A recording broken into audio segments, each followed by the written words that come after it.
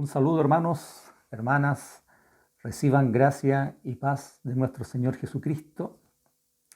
Bendecimos al Padre que nos da estos espacios para poder reflexionar en la palabra, meditar en las Escrituras. Qué bueno que la palabra del Señor no está confinada, no está presa. La palabra del Señor en este tiempo sigue corriendo y siendo glorificada entre los creyentes. Más que nunca la palabra ha corrido en este tiempo de crisis mundial. Bendito sea el Señor. Quisiera que justamente pudiésemos reflexionar unos minutos en las Escrituras. Para ello voy a leer el capítulo 2 de la carta del apóstol Pablo a los Filipenses. Vamos a estar leyendo algunos pasajes de esta carta y vamos a comenzar con el capítulo 2, del verso 1 al verso 5 vamos a leer. Leemos en el nombre del Señor y nos encomendamos a su gracia. Por tanto, si hay alguna consolación en Cristo, si algún consuelo de amor, si alguna comunión del Espíritu, si algún afecto entrañable, si alguna misericordia, completad mi gozo, sintiendo lo mismo, teniendo el mismo amor, unánimes, sintiendo una misma cosa. Nada hagáis por contienda o por vanagloria, antes bien con humildad, estimando a cada uno a los demás como superiores a él mismo, no mirando cada uno por lo suyo propio, sino cada cual también por lo de los otros. Haya pues en vosotros este sentir que hubo también en Cristo Jesús. Hasta ahí vamos a leer por ahora. La verdad es que esta carta a los Filipenses es una carta muy tierna que escribe el apóstol, de mucho afecto, mucha afectividad en lo que él escribe a los hermanos de Filipos, a una iglesia que nació de una manera bastante sobrenatural, diría yo. En el capítulo 16 del libro de los Hechos, Pablo tenía planificado ir a Bitinia, que era una provincia de Asia, y tuvo una visión de un varón macedonio que le pedía y le rogaba que les visitase y que les salvase, que les ayudase.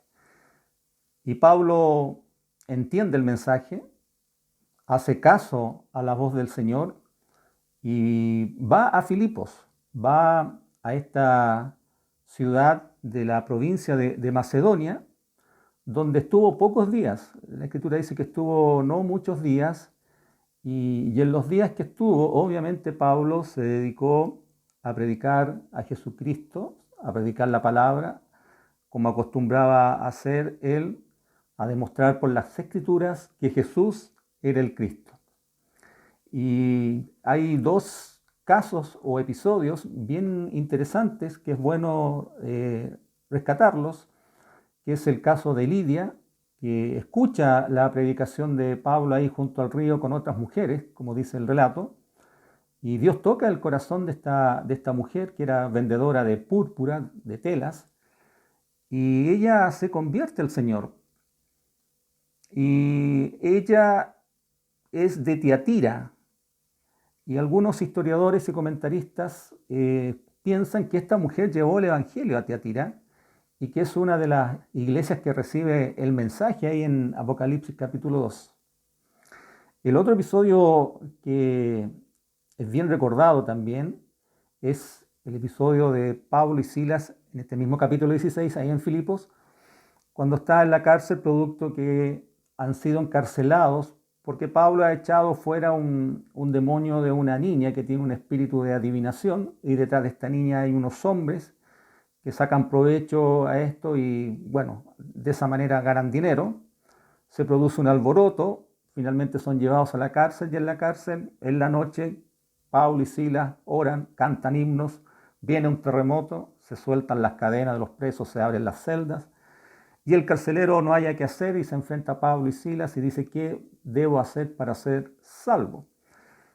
Y ahí encontramos este gran verso que da mucha esperanza a los creyentes cuando Pablo le dice: cree en el Señor Jesucristo y serás salvo tú y toda tu casa. Estos dos episodios son bien hermosos porque Pablo es invitado a las casas de estos personajes. El carcelero se convierte con toda su familia, se bautiza después de haber atendido a Pablo y haber lavado sus heridas. Entonces, en el contexto de cómo se funda esta iglesia es bastante hermoso, es bastante glorioso y como decía anteriormente, es bien sobrenatural también, cómo el Señor le muestra una visión a Pablo, un varón macedonio, para que vaya a esa ciudad y pueda compartir el Evangelio. Bueno, Pablo escribe esta carta que, como decía al principio, es una carta muy efectiva, llena de amor y cariño. Usa expresiones como: Dios me es testigo de cuánto os amo a todos ustedes con el entrañable amor de Jesucristo. Qué bonito, qué hermoso cómo Pablo se refiere a estos hermanos. En el capítulo 4, en el verso 1, les dice: ustedes son mi gozo y corona mía. Gozo y corona mía. Y así hay varios pasajes donde Pablo denota el cariño especial que siente por estos hermanos. Dicho eso, el pasaje que acabamos de leer, Pablo está escribiéndole a los hermanos y le está haciendo un llamado, a tener varias virtudes del Señor. Él les habla justamente de que deben tener y mantener una comunión en el Espíritu, deben tener un afecto entrañable, deben ser misericordiosos, deben sentir lo mismo, deben estar unánimes. Y así el apóstol le escribe llamándolos a la unidad, y en esa unidad les dice, tienen que tener un mismo sentir. Y por eso en el verso 5 que acabamos de leer, el último verso que leímos, dice: haya pues en vosotros este sentir que hubo también en Cristo Jesús. Pablo le está diciendo a los hermanos, ustedes tienen que tener un mismo sentir, tienen que ser de un mismo sentir, y como leemos, enumera una serie de virtudes que los creyentes ahí en Filipos deben manifestar y que va de acorde al sentir de Cristo que Pablo va a relatar a continuación. Por eso que a contar del verso 6, Pablo empieza a describir el sentir que hubo en Cristo. ¿Cuál fue ese sentir que hubo en Cristo al cual llama Pablo a los creyentes de Filipo a mantener? El verso 6 dice que Jesús, siendo en forma de Dios, no estima el ser igual a Dios como cosa a que aferrarse. Allá en la eternidad, en el eterno consejo de Dios, el Señor Jesucristo no se aferra a su condición de Dios, no se aferra a su forma de Dios como pretexto para no venir a rescatar al hombre, para no venir a rescatar a la raza humana. Yo creo que hemos escuchado en otras oportunidades que hay un diálogo en la eternidad entre el Padre y el Hijo y el Espíritu del Señor, donde se ponen de acuerdo y Jesús dice: sí, yo voy, como en el rollo del libro está escrito de mí, prepárenme cuerpo. Y el Señor Jesucristo viene, se despoja de esa forma de Dios y asume una forma de hombre, como dice a continuación el capítulo 7. El verso 7 dice: sino que se despojó a sí mismo, el Señor, y ahora toma forma de siervo, hecho semejante a los hombres. ¡Qué glorioso! El Señor deja su forma de Dios y asume una forma de siervo, de esclavo, de uno que va a estar sujeto a la voluntad de otro. Y ese otro es Dios, es nuestro Padre. Qué hermoso cómo el Señor deja esta forma de Dios para asumir una forma de hombre. Él no deja su divinidad, no deja su deidad, Él deja su gloria, deja ese ambiente, deja ese hábitat celestial de santidad que tiene junto al Padre y viene y asume una forma de siervo. Recuerdo en la oración de Juan capítulo 17, en el verso 5, en que Jesús cuando ora dice: ahora pues, Padre, glorifícame al lado tuyo con aquella gloria que yo tuve contigo antes que el mundo fuese. Antes que el mundo fuese, entonces Jesús justamente vivía en ese ambiente y en ese hábitat de gloria junto al Padre. Se despoja, toma forma de siervo por amor a nosotros, por amor al hombre y a la raza humana en general. Entonces el verso 7 dice: sino que se despojó a sí mismo, se vació. Esa expresión a sí mismo también significa se vació a sí mismo, tomando forma de siervo, hecho semejante a los hombres. Toma también nuestra naturaleza humana, nuestro Señor bendito. Y el verso 8 agrega: y estando en la condición de hombre, ya habiendo asumido una forma de siervo y en una condición de hombre, su escalada de descenso, por decirlo de alguna forma, va descendiendo, valga la redundancia. Y estando en la condición de hombre, se humilló a sí mismo. Nuevamente se vuelve a despojar a sí mismo en humillación. Se humilló el Señor al venir a estar entre nosotros, al venir a estar en medio de hombres pecadores, al venir a estar en medio de hombres caídos, desprovistos de la gracia de Dios. El Señor Jesucristo se humilló en esa acción y en su ministerio público anduvo justamente socorriendo a este hombre caído, llevando las buenas nuevas, sanando toda dolencia en el pueblo, liberando a los oprimidos. Y el Señor de esa forma empieza a vivir su ministerio, no exento de humillaciones. Se le criticó, se le dijo endemoniado, que era comilón, que era bebedor, pero el Señor justamente tiene en mente a los demás, tiene en mente que viene a rescatar al hombre. Su preocupación es por los demás, su preocupación es por otros, su entrega es por otros. Me recuerdo el pasaje de Juan capítulo 13, que yo creo que es uno de los pasajes más tremendos del Señor en su humillación, cuando lava los pies a sus discípulos. Recuerden ahí que el Señor está en plena cena, se levanta de la cena y toma una toalla, toma un lebrillo y empieza a lavar los pies a sus discípulos. Algo que estaba reservado para los sirvientes en una casa. Los sirvientes, los esclavos en una casa, tenían esa misión justamente de lavarle los pies a las personas que llegaban y que a lo mejor habían caminado muchos kilómetros. Bueno, estas personas, estos siervos, estos esclavos, estos sirvientes, tenían que lavar los pies. Y el Señor lava los pies de sus discípulos.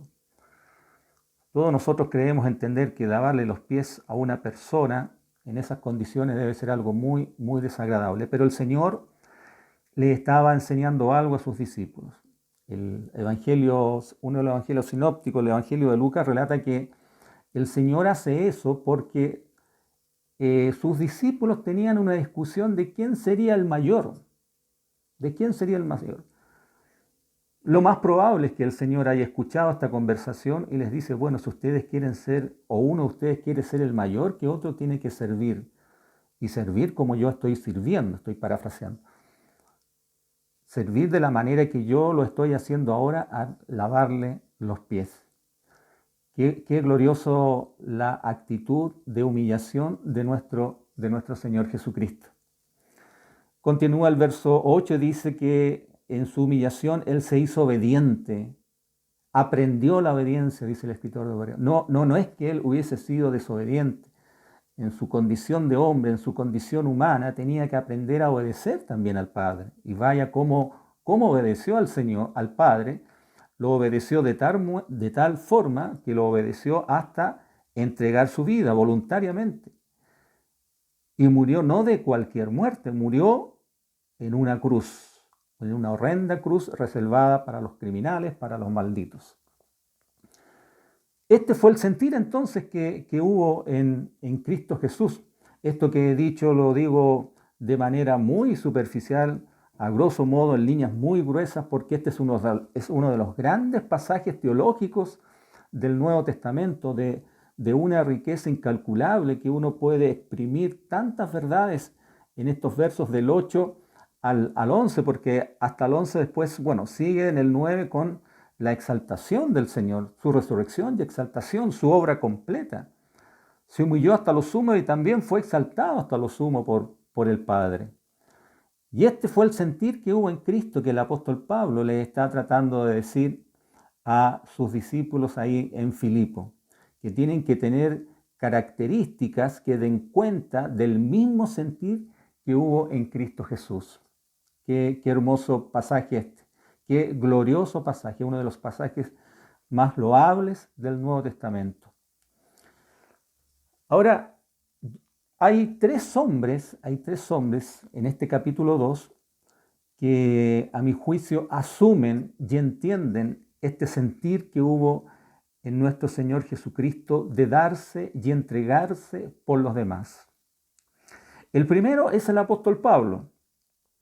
El apóstol Pablo, él dice y expresa su sentir de muchas formas en sus cartas, en el sentido que él está crucificado en Cristo Jesús, de que para él el vivir es Cristo el Señor, que todo su currículum, que todo lo que ha estudiado de la Torá, del Antiguo Testamento, de la ley de Moisés, de toda la formación excelente que ha recibido, él dice que lo tiene ahora por basura, por ganar el conocimiento de Jesús, por asir más de Cristo, por tomarse más de Cristo, por acercarse más a Cristo.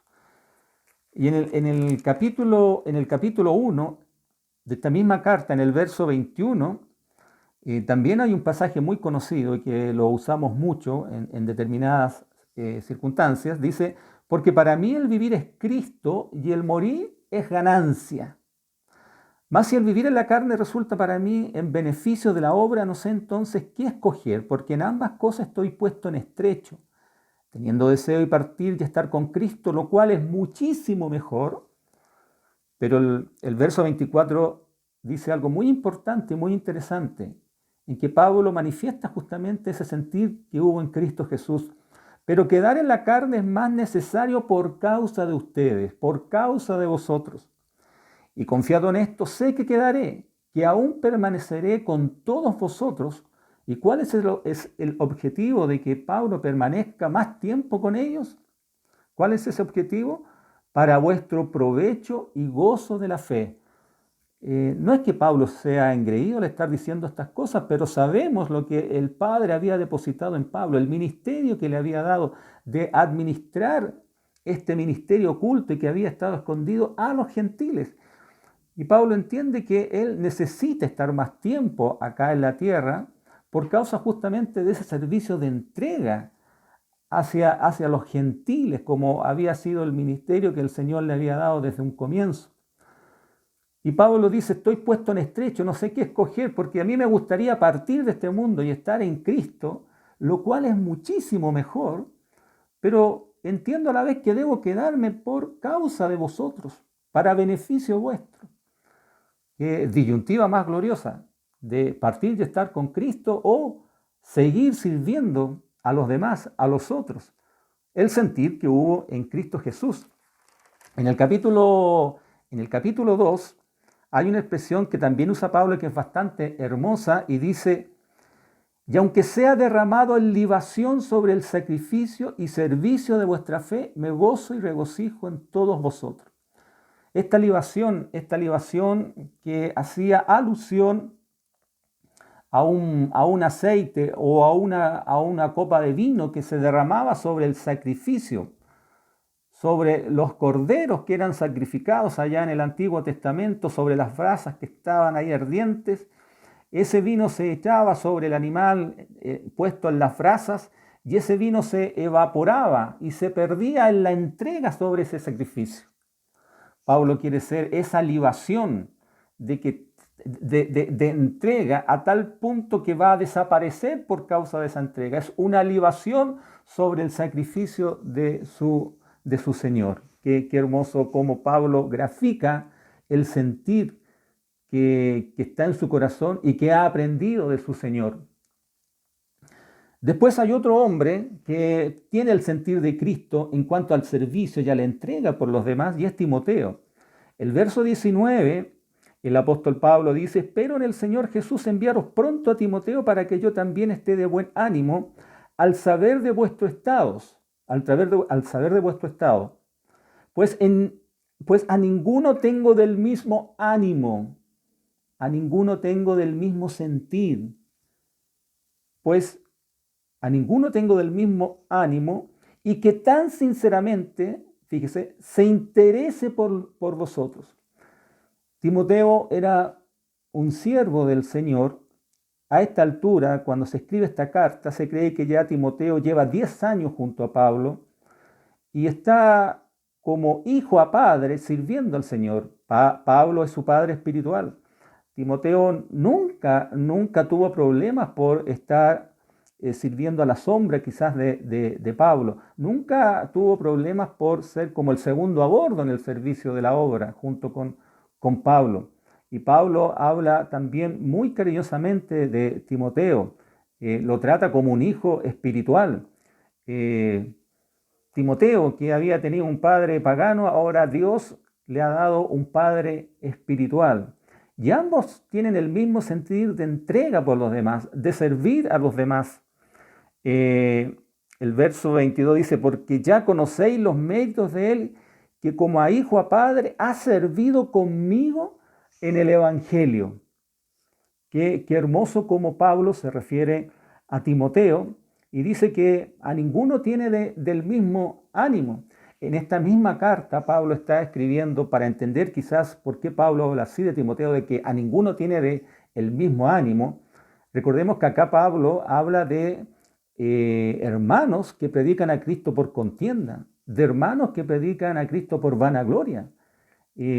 Algo que no sé qué sentido pueda tener eso, que hayan hermanos que sirvan al Señor por vanagloria, egoístamente, para sus propios intereses. Y es lamentable, Pablo dice que estaban estos hermanos metidos en la iglesia. Y seguramente deben haber sido los que le criticaban a él y ponían en duda su apostolado. Por lo tanto, Pablo habla de esta forma de Timoteo, de que a ninguno tiene del mismo ánimo y de que tan sinceramente se interese por los hermanos de Filipos. Dice el verso 23: así que a este espero enviaros luego de que yo vea cómo van mis asuntos. Estoy en el verso 23 del capítulo 2. El verso 24 dice: y confío en el Señor que yo también iré pronto a vosotros. Pablo confiaba en que pronto iba a ser liberado y que iba a estar juntamente con los hermanos en Filipos visitándole.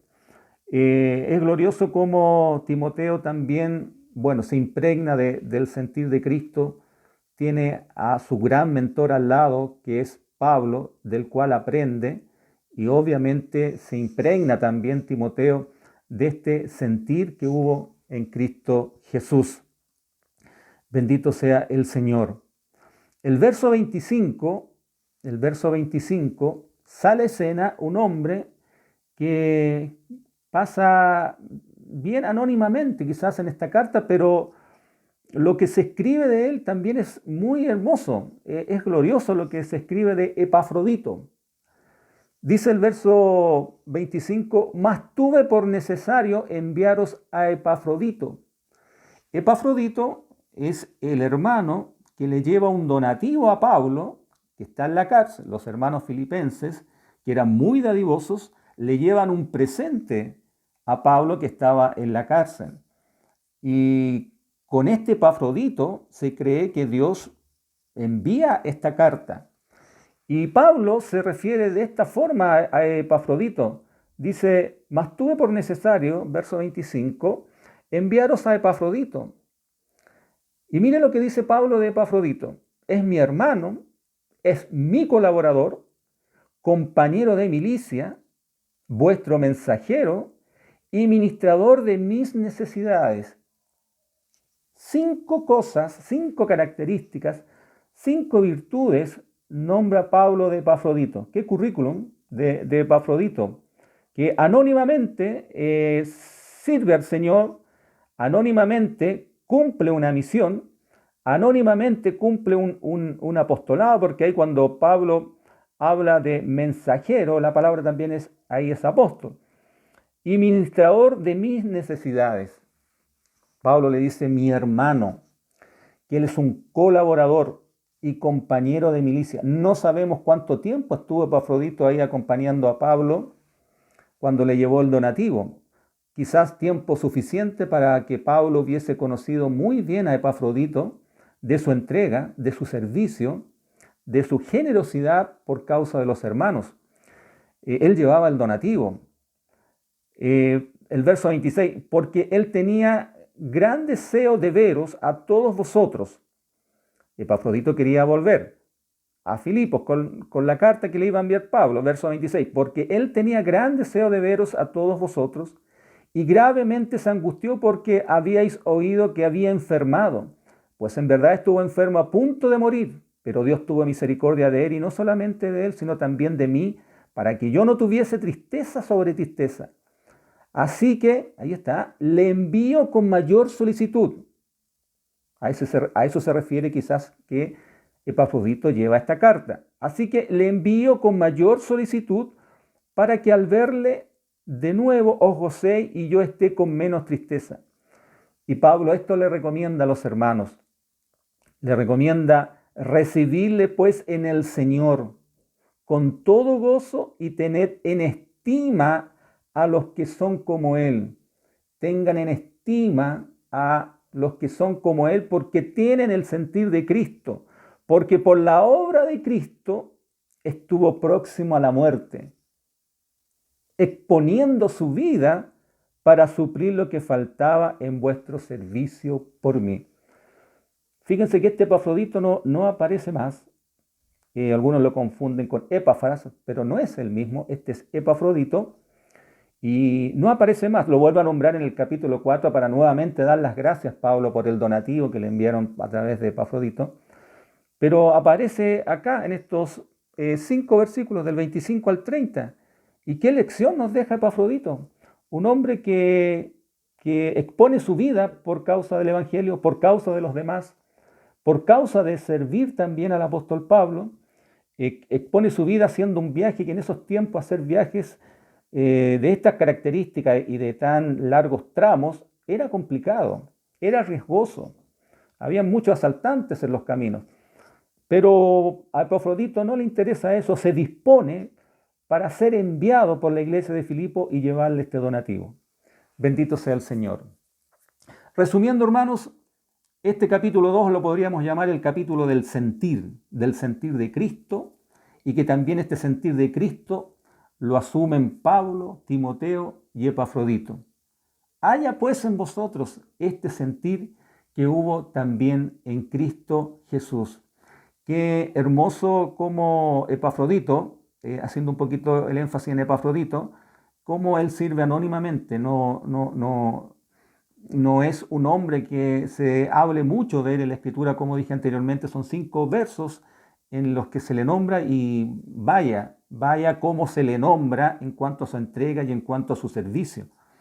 Yo creo que en este tiempo necesitamos muchos Epafroditos que sirvan de esa forma, anónimamente, arriesgando sus vidas por causa de los demás, por causa de otros, porque tienen el sentir de Cristo, de despojarse, de vaciarse, de asumir un servicio que es necesario por causa de la iglesia, por causa del cuerpo de Cristo, y no solamente del cuerpo de Cristo, sino que por causa del prójimo también. Bendito sea nuestro Señor Jesucristo, que nosotros podamos asumir también este sentir que hubo también en Cristo Jesús.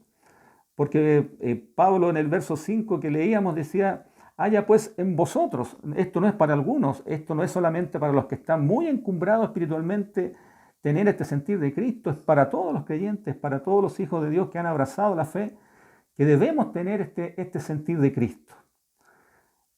Termino con un verso en Romanos, en Romanos en el capítulo 15, en el capítulo 5, el mismo apóstol Pablo, en el verso 5, dice, Romanos 15, 5 dice, pero el Dios de la paciencia y de la consolación, os dé entre vosotros un mismo sentir según en Cristo Jesús. Pedro también va a hablar lo mismo en 1 de Pedro 3:8 y llama a los creyentes a que todos seamos de un mismo sentir, y ese es el sentir de Cristo, nuestro Señor. Amén. Que el Padre permita una vez más que todos tengamos este glorioso sentir que hubo en nuestro Señor Jesucristo, de despojarse de su gloria, despojarse de su hábitat celestial, despojarse de sus beneficios que tenía junto al Padre. Que así sea, que podamos cada día podamos discernir que somos llamados para tener el sentir de Cristo, y eso a su vez se debe entender que debemos servir a otros y a los demás, para gloria de Dios Padre. Les bendigo, hermanos, con esta palabra. Reciban gracia y paz del Señor. Un abrazo. Amén.